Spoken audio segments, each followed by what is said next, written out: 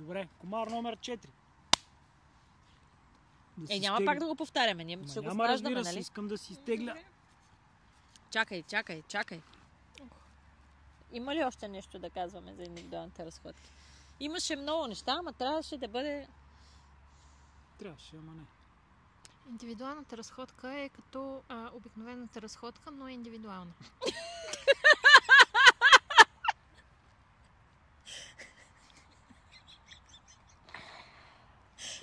Боже! Може и обратно. Какво ще правим по време на индивидуалната разходка? Ще си говорим за разни... Ами стига бе! Саботираш!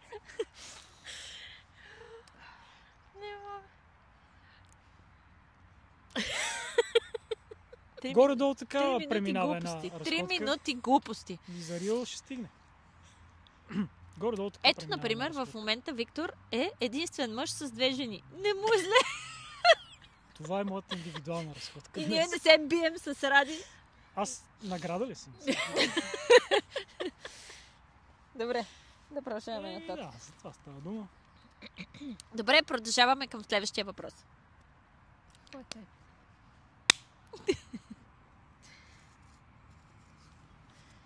Така... Не.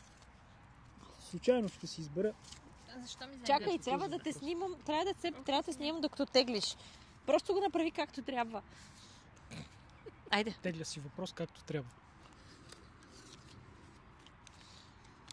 Стига си залегавил! Снимай го как теглиш като хората! Викторе! Чакай се, трябва да мога да го отрежа. Айде сега малко сериозно. Ела в кадър. Готови ли сме? Преминаваме към следващия въпрос.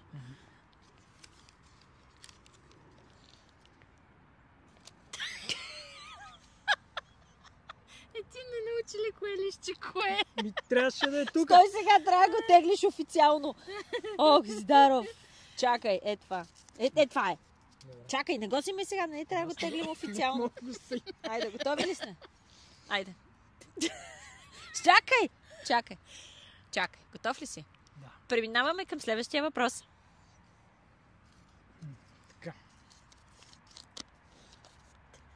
Така на 20 септември ще има разходка до Витоша, която обаче ще бъде с нов маршрут. Защо? Защото първоначалната идея да минем през комините означава да